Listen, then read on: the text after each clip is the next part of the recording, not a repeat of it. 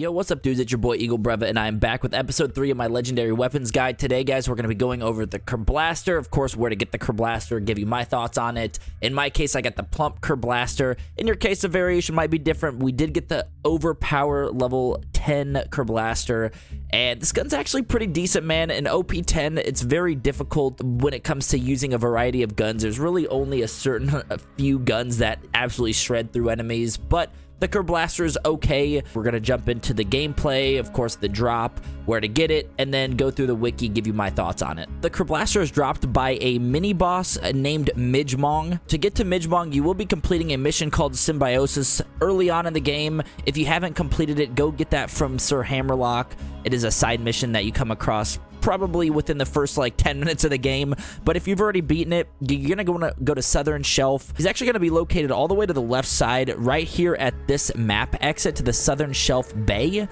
There might be another way to access that area, but I know this is actually the easiest way to get to it, so I'm just gonna fast forward this for you guys and show you how to get there.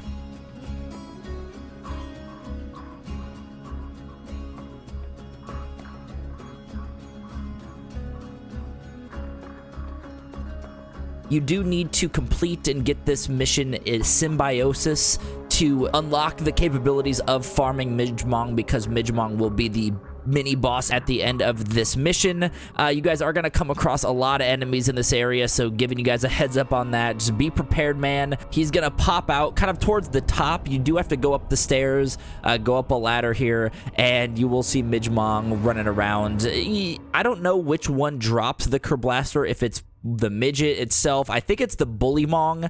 I think the midget riding the Bullymong doesn't really drop anything, but if you kill the actual Bullymong, that's where the Kerblaster is going to come from. And I'm going to tell you guys right now that this freaking gun was not easy to get, man. I farmed Midgemong over 60 times to get the Kerblaster, man. 60 times. So if you guys do want this weapon, just let me know in the comments below. I'm more than happy to dupe it, drop it for you guys.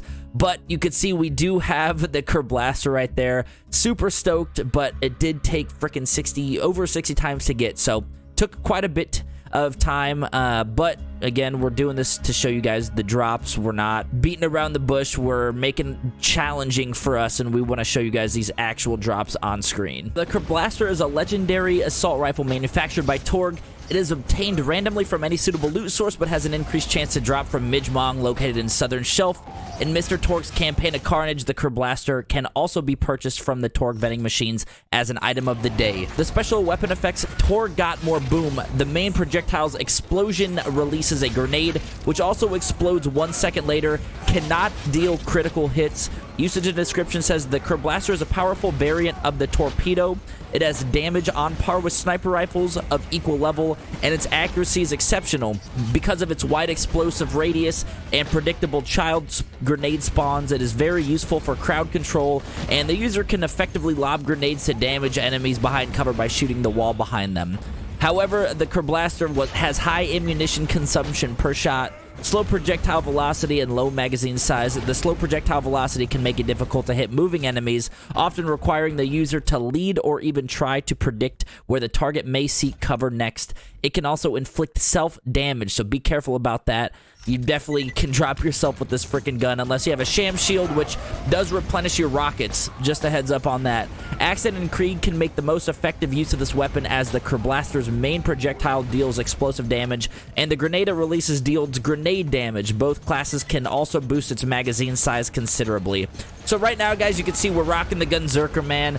And, you know, it's doing okay damage. When it comes to just main low-level enemies, we are on an OP10. It's alright, but when it comes to these badass lunatics, you're going to see that this thing actually doesn't do anything to this lunatic. I even shoot it with a fully charged B-shield here, and you can see that health bar not move whatsoever. He's slagged. You know, it could be my shots were just off. You know, maybe I need to shoot the ground for the child grenades to use the explosive damage, but it just wasn't doing anything, man. We tried everything with this freaking gun on this lunatic, and it just absolutely torches us. So you know, it's a good one to have in the collection. Again, like all these legendaries, definitely go get yourself one. But honestly, man, the Kerblaster is probably not the best, at least with the build that I have. You guys can probably make an awesome build with Krieg or Axton that uses grenade damage, explosive damage, but unfortunately, the build I had did not have that extra damage spec'd into that category. So, anyway, guys, if you do enjoy episode 3, be sure to hit the thumbs up, man, sub to the channel. Appreciate y'all who have stopped by, and we will catch you in episode 4. Peace.